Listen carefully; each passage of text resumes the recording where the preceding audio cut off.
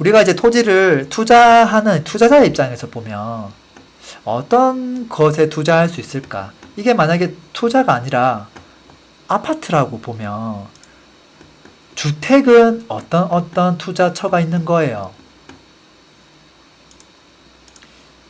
아이고야 난리네.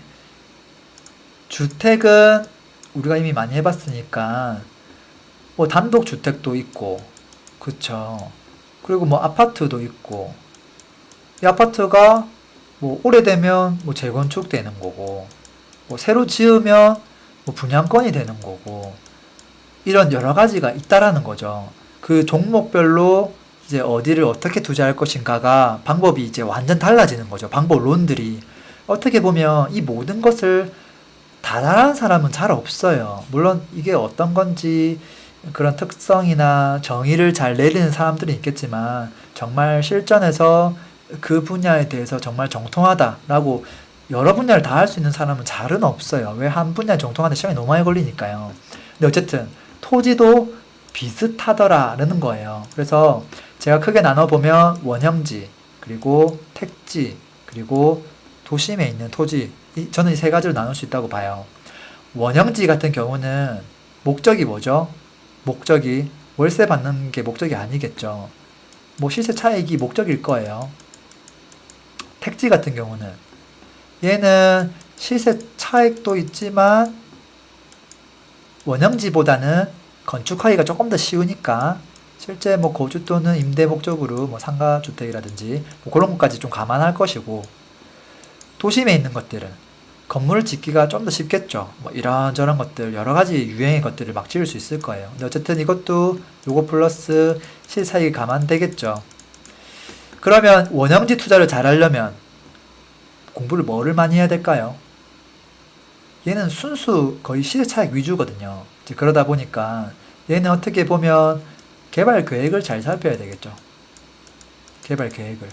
그래서 이 개발 계획을 잘 살피는 일은 흔히 아파트 투자할 때 개발 계획을 보는 것과 조금 겹치는 부분들이 되게 많아요. 뭐 교통호재부터 시작해서 여러 가지 것들을 보면 뭐 산업단지가 들어온다거나 뭐 여러 가지를 이제 보니까 물론 약간 다른 부분이 있겠지만 그리고 택지 같은 경우는 택지는 또다시 두 개로 나뉘어요.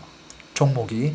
하나는 택지가 이제 뭐 LH라든지 뭔가 제공해주는 택지인데 입찰을 할 거냐 아니면 분양을 받을 거냐 요 두 가지로 나뉘어요. 어떨 때 입찰을 시키고 어떨 때 분양을 시키냐면 돈이 될 것 같고 사람들이 많이 올 것 같고 그리고 굉장히 좋은 땅이면 입찰을 시켜요. 그리고 그냥 그저 그러면 분양을 시켜요. LH가 똑똑한 놈들이죠. 그러면 우리가 선택할 수 있는 건 둘 중 하나인데 분양을 선택하면 어떻게 되죠? 복불복이 되는 거예요. 그쵸? 입찰은 가격을 잘 써내야 되죠. 그래서 분양을 잘 받으려면 어떻게 해야 되냐면 열심히 넣으면 돼요. 근데 쉽지가 않겠죠.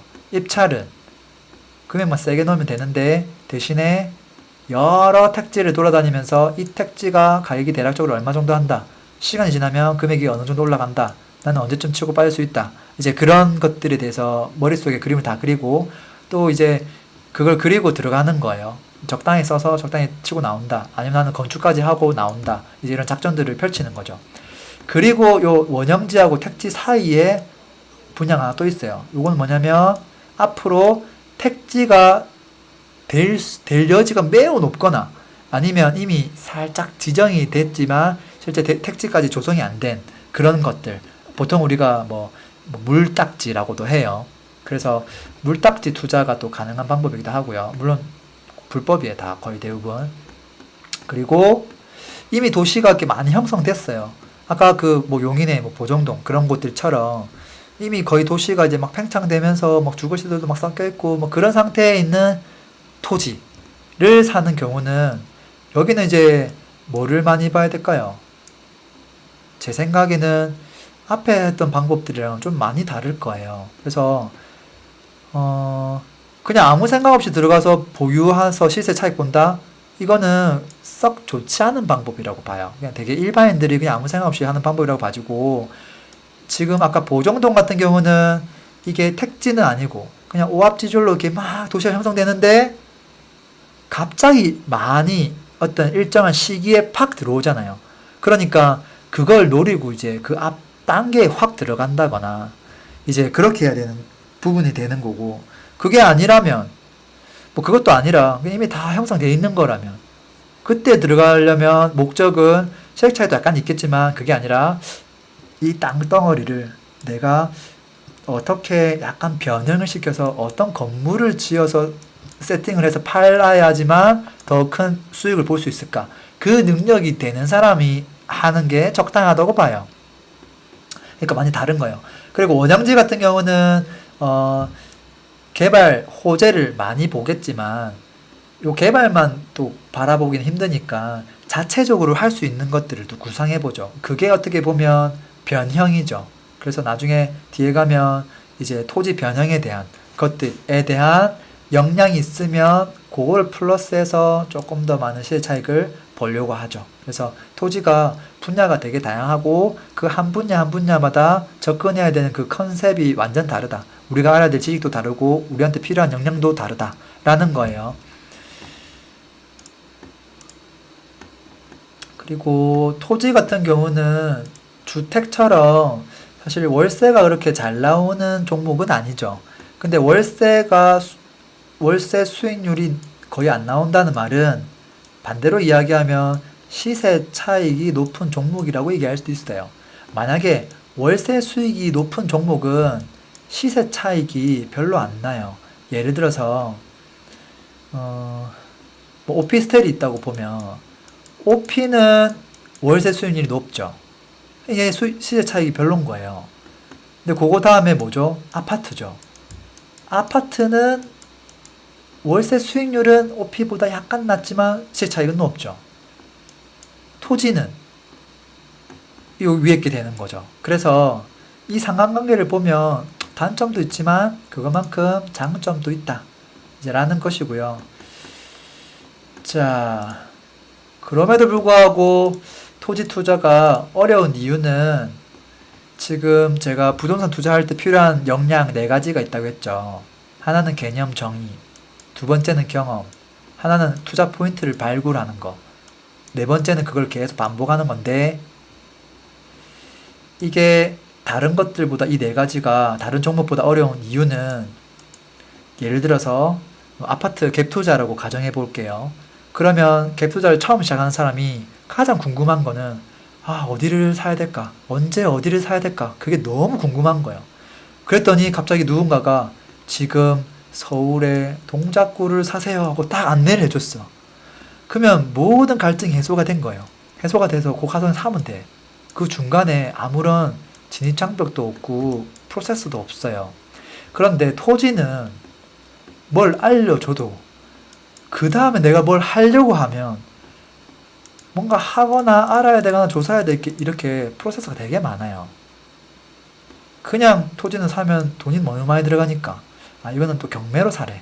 경매로 사면 토지는 DTI도 안 보고, 그러니까 낙찰가 감정가에 뭐 대략 한 7, 80% 하면 거의 막 90% 가까이 이제 레버리지를 활용할 수 있고, 뭐 10%만 넣으면 되네.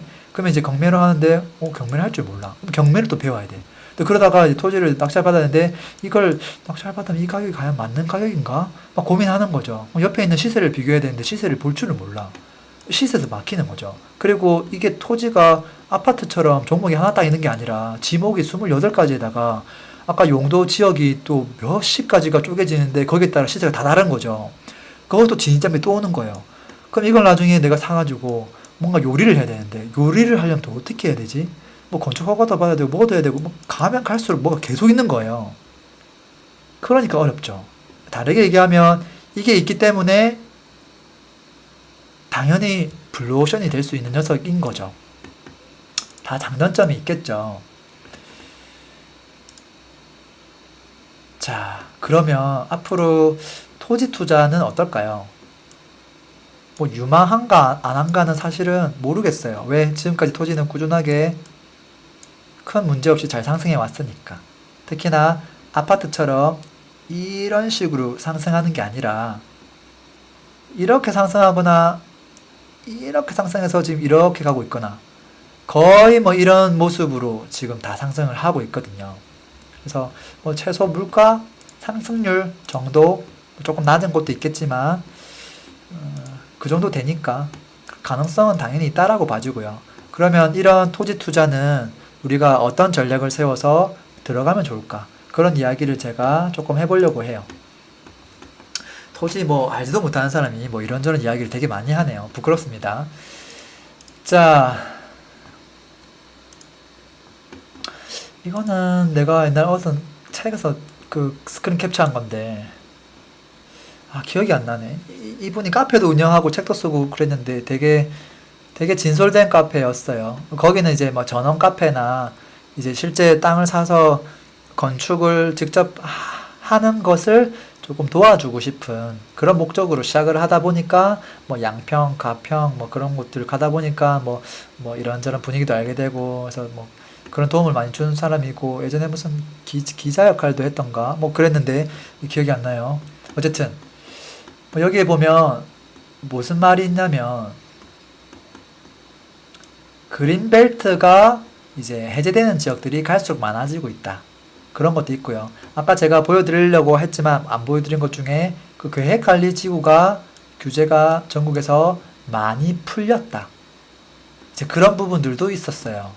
그래서 계획관리지구에 이제 막 음식점부터 시작해서 막 펜션 이런 것들이 막 들어올 수 있는 그런 환경으로 아까 13년도에 아까 그런 뉴스가 떴었거든요. 그래서 어떻게 보면 요런 한 가지만 가지고도 투자 포인트를 찾아낼 수 있을 것이고요. 그게 아니라 조금 더 고전적인 방법들을 한번 생각해 보면 첫 번째 제가 생각하는 방법은 일단 최소 물가 상승 이상은 나올 수 있어야 되지 않나.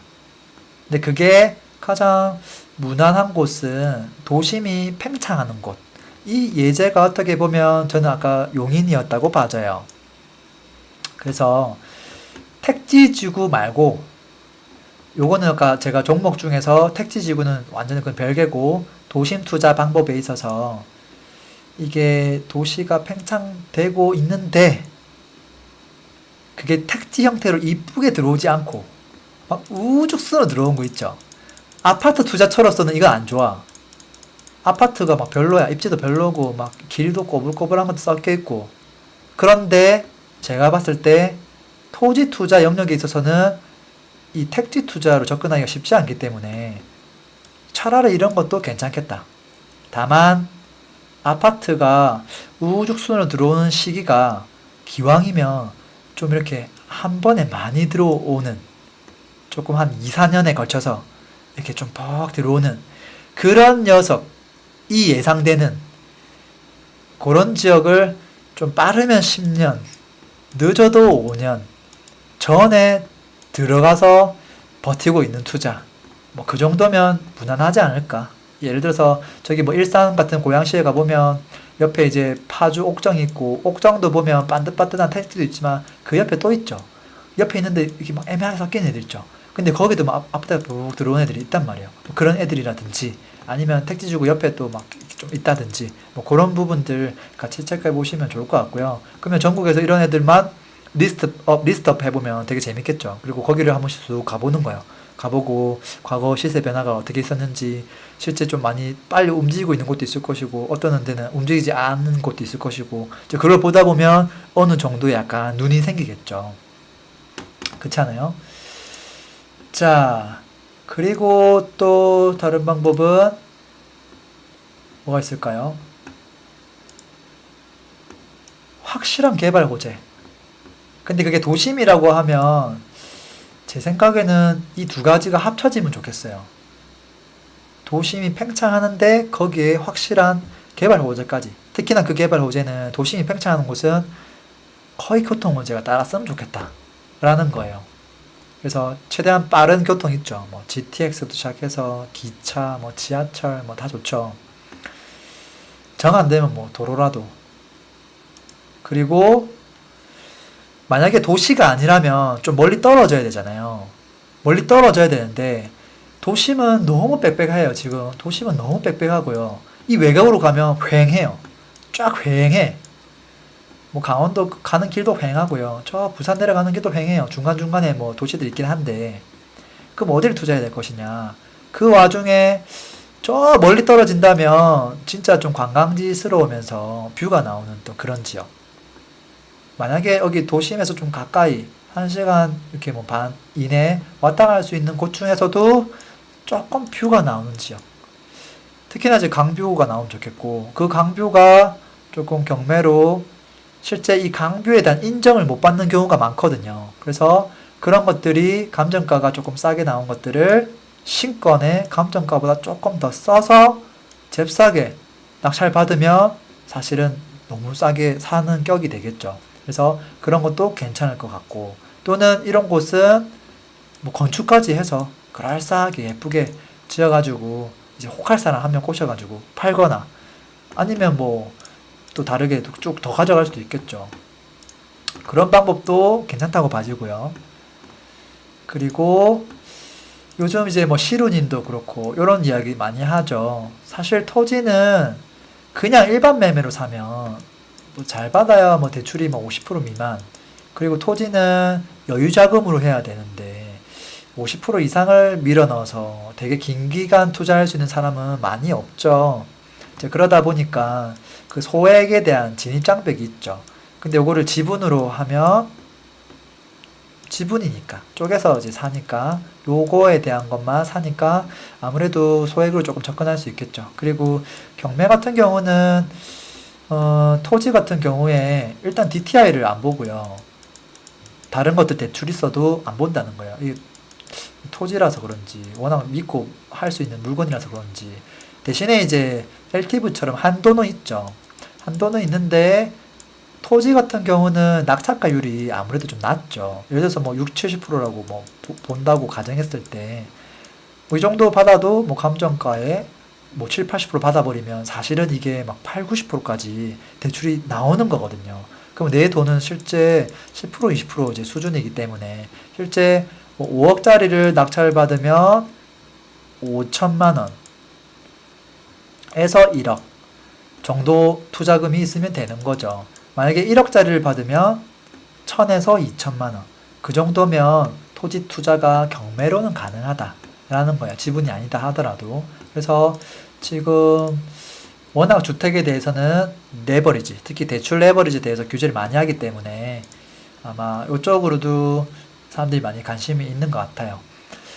그리고 최근에 또 책 나왔죠. 뭐 1,000원, 뭐 대한민국 뭐 1,000원의 뭐 부자들인가. 그래서 뭐 농지연금에 대한 부분. 요거는 사실 어떻게 보면 약간 월세화 시키는 개념이죠. 뭐 시차에도 차익이지만 그것보다는 약간 월세화 시켜서 뭔가 이렇게 한다는 이제 이야기가 되는 건데 뭐 그것도 그 조건에 해당한다면 생각해 볼 여지는 있겠죠. 구체적인 내용들은 요거 언급한 분들의 책이나 뭐 이야기들 조금 들어봐 주시면 좋을 것 같고요. 그리고 또 다른 방법은 이제 원형지 투자에 있어서는 형질이나 지목을 변경하는 방법이 있을 거예요. 그래서 형질 변경하는 경우 같은 경우는 뭐 되게 많아요. 뭐 절토, 성토, 뭐 정지, 포장, 뭐 수면 매립, 뭐 여러 가지 것들 조금 이렇게 다듬는 작업, 이쁜이 작업을 하는 거죠. 이제 그런 것들 해가지고 어떻게든 좀 파는 거, 또는 이제 필지를 쪼개가지고 뭐 판다거나 뭐 여러 가지 것들을 하려고 노력하죠. 근데 이게 저는 수익률에 한계가 다 있다고 봐요. 이런 원형지 투자는 진짜 길게 가져갔는데 거기에 뭐 대박 그런 뭔가 팍팍 터지지 않는 이상 거의 한 2배 정도 시세 차익 노리고 들어가는 것 같아요. 일반적으로. 어쨌든 그것도 뭐 적지는 않으니까. 그리고 이제 토지 투자지만 건축까지 같이 조금 고민해서 하는 부분들. 그래서 건축 같은 경우는 어떤 사람이 저는 해야 된다고 생각하냐면 건축을 하는 게 중요한 게 아니라 딱 갔는데 토지 땅이 막 애매하게 생겼어요. 근데 요거를 어떻게 내가 작업을 조금 해가지고 여기에다가 어떤 거를 내가 건축물로 만들어서 어떻게 세팅했을 때 이게 쫙 살 수 있는지, 현재의 모습이 아니라 미래의 그 모습을 잘 상상해 나갈 수 있는 사람, 그 사람이면 이런 걸 좀 섞어서 하면 좋지 않을까 싶어요. 그렇게 해서 뭐 그럴싸하게 뭐 상가도 1층에 넣고 해서 임차인까지 맞추면 사실은 그 대지에 대한 그걸 되팔았을 때 시세차익보다 훨씬 더 높은 시세차익을 볼 수도 있죠. 그리고 또 한 가지는 이제 그 경매 투자 하시는 분들 중에 특히나 이제 뭐 호빵님이라든지 뭐 그 외에도 다른 좋은 분들도 보면 건물하고 대지가 같이 있는 거를 이제 경매로 받는 분들이 있죠. 보통 이제 이런 같은 경우는 건물이니까 주택 투자한 거 아니에요라고 할 수 있지만 나는 주택을 본 게 아니라 대지를 보고 샀다. 그러니까 이건 토지 투자다. 이렇게 이야기를 해요. 그리고 호빵님 같은 경우는 이렇게 이야기하죠. 땅을 가진 자는 전부를 가진 것이다. 이렇게 얘기하면서 내가 건물이 아니라 대지만 나온 거를 내가 샀을 때도 결국은 이긴다. 건물 소유주한테 이긴다라는 거예요. 건물까지 뺏을 수 있다. 이제 이런 이야기 하는 것들, 조금 방법들을 가지고 투자하는 것도 좋다고 봐요. 뭐 상세한 내용들은 제가 언급할 수 있는 내용은 아닌 것 같고요. 어쨌든 지금 내가 이런저런 이야기하고 있는데 이게 뭐냐면 투자 전략이에요. 그러니까 나름대로의 공식을 이미 만들어져 있는 공식도 있겠지만 만들어져 있지 않은 공식이 훨씬 많다고 봐요. 그리고 기존에 나와 있는 것들을 조금만 비틀면 그건 다른 공식이에요. 그래서 그것들을 하나씩 하나씩 발견해 나가는 재미, 그거에 흥미를 가진 사람이라면 또 잘하지 않을까 싶어요. 그래서 제가 지난 시간인가 책 추천하면서 토지에 대한 이야기 해드렸는데 과거에는 토지가 국가의 운영과 직결되는 것이었어요. 토지 이꼬르 그 생계하고 직결되는 부분이었거든요. 그게 결국은 국가의 운명과도 같았어요. 근데 지금은 토지 남아 돌잖아요. 저 빈 땅 뭐 되게 많고 아무것도 안 쓰고 있잖아요. 뭐 농사도 안 짓고 밭도 없고 뭐 아무것도 없는 뭐 남아 도는 나대지가 얼마나 많아요. 그런데 지금의 생계 해결은 뭐가 하냐면 결국 회사가 하죠. 일자리가 하는 거예요. 그러면 과거에 토지에 투자를 하면 잘 됐었다고 하면 지금은 어떻게 보면 회사를 만들거나 회사를 설립하거나 직원들을 고용하거나 그게 아니면 간접적으로 이제 주식 같은 걸로 투자를 하거나 그게 어떻게 보면 과거에 토지 투자하는 것과 비슷한 게 아닌가 싶고 그럼에도 불구하고 아직까지 토지 투자를 이제 사람들이 관심을 가지는 이유는 대기업들 같은 경우에 예를 들어 삼성전자가 우리나라에 있는 토지를 몇 프로 좀 가지고 있을까요? 제 생각에 맘만 먹으면 진짜 갖고 있는 자산을 다 투입해가지고 토지 막 다 사들이면 훨씬 많이 살 수 있을 거예요. 근데 안 사잖아요. 딱 그 부지가 필요하면 그 시에다 얘기해가지고 일자리 하나 만들 건데 좀 저렴하게 줘 하면 바로 주잖아요. 이거 살 필요가 없는 거예요. 그 말은 개미 투자자들이 이 돈이 많은 이 자산가들하고 경쟁 관계에 있는 건 아니라는 거예요. 그건 아니라는 이야기가 되는 거고 다만 이 대기업들은 국가에서 진행하는 그런 필지들을 이제 합법적으로 입찰이나 이런 걸 통해서 받아서 이제 건물, 아파트 같은 그것을 지어서 토지에 대한 시세차익 플러스 건설에 대한 거 분양까지 그것들을 다 수익을 볼 수 있는 그거에만 관심을 가지고 있지 단순히 토지를 사서 시세차익 보는 거는 아직은 관심이 없는 것 같아요. 마치 아파트 사서 그 조그만 거 뭐 20평짜리 사고 월세 세팅하는 거는 개인이 관심 있지만 기업들은 관심이 없었잖아요. 요즘은 이제 뭐 그 뉴스데이라고 해가지고 조금씩 하고는 있지만 그래서 그나마 그런 큰 기업들하고 경쟁하지 않을 수 있는 블루오션은 맞다고 봐져요. 그렇지만 과거처럼 그렇게 막 20배, 30배 이제 그렇게까지 생각을 하면 그거는 너무 좀 오버하지 않을까. 그렇지만 뭐 몇 개 또 토지는 그런 것도 있겠죠. 그래서 욕심을 조금 낮추고 하면 되지 않을까. 아직까지는 개미들한테 블루오션이 아닌가 싶어요. 저도 이제 토지에 대해서 관심도 많고 공부도 이제 지난달에 내가 몰랐던 거 이번 달에는 어떤 걸 더 알아볼까 이제 그렇게 해서 조금씩 더 하고 있거든요. 그러니까 여러분들도 너무 급하게 하지 마시고 조금씩 하면 될 것 같아요.